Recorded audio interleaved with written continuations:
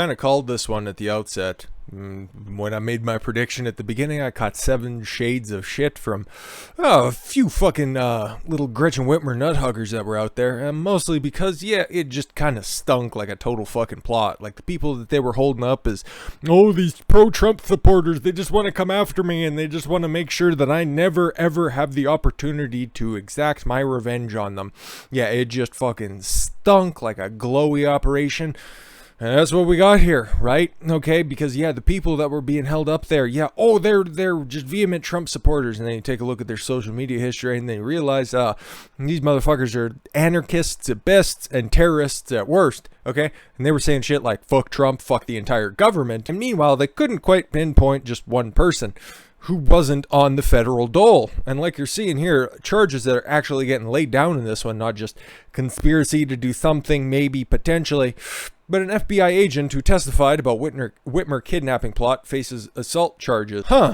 Interesting. Very interesting. And don't worry, it gets a little bit more hairy from here.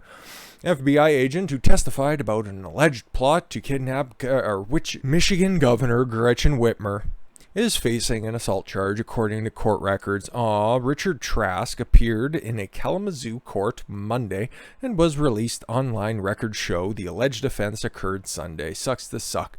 The court file doesn't list the defense attorney yet, according to the clerk's office. In accordance with the FBI policy, the incident is subject to internal review and I cannot comment further at this time. According to spokeswoman Mara Schneider, for the FBI, Trask has provided details in federal court about an alleged scheme to kidnap Whitmer in retaliation for her orders last year meant to slow the spread of the coronavirus, which worked swimmingly, right? Just don't look at any of the numbers ever coming out of Michigan. One man has pleaded guilty and roughly a dozen others are awaiting trial. And who are those dozen others? Well, they're all feds, bros. This was, I don't like to use the term often because it gets misconstrued often enough, but it does fit the situation. This was a false flag event.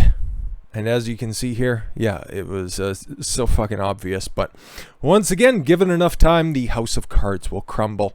The men who are accused of attempting to kidnap Michigan Governor Gretchen Whitmer are saying the FBI set them up according to court filings, evidence, and dozens of interviews seen by BuzzFeed News.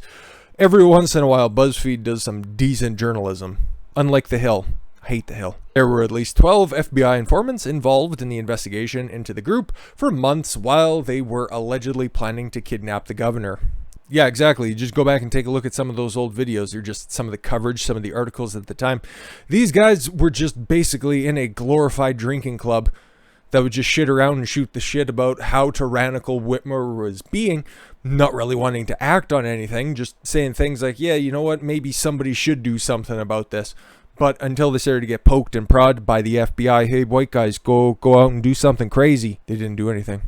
Now we're getting more information out there, more evidence to show that, yeah, even after provocation, these guys weren't going to be doing anything. So the feds had to take it upon themselves and then blame the people that they wanted to.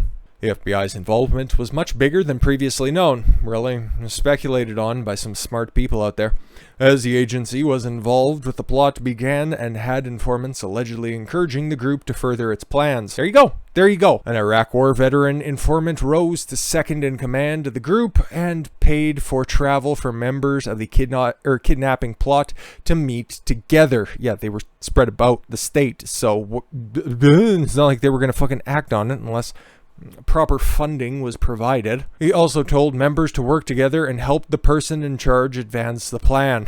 So far, one defendant has accused the agency of entrapment, claiming the informants encouraged the group and even led a military-style training for the plot. Other defendants are expected to make similar claims at their trials in the next few months. This would not be the first time the FBI has been accused of entrapment, as one group that was allegedly planning to murder police officers was acquitted after claiming the FBI led the charge in the plan, according to the outlet. There are mixed feelings regarding informants, as some say they have helped stop domestic terrorists. Oh yeah, no, they just tried to entrap this one group because some fictitious nebulous group out there might be persuaded to not do this. So we should just lock up some people for the benefit of the group in its totality. That's what they're explaining here. That's what they think this is all about. Oh, it's helped stop domestic terrorists. And by domestic terrorists, according to the White House, that's white supremacy because it's the most prevalent threat in society today.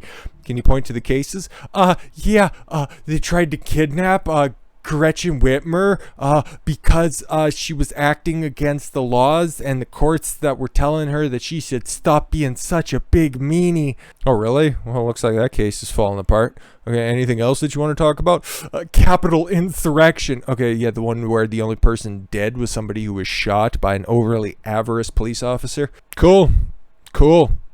As you can see, this narrative in the fucking wind. Gone like Kaiser Sose. I'd love to give you an update on the recall for Whitmer, but it doesn't look like it's progressing that quickly, but still could happen.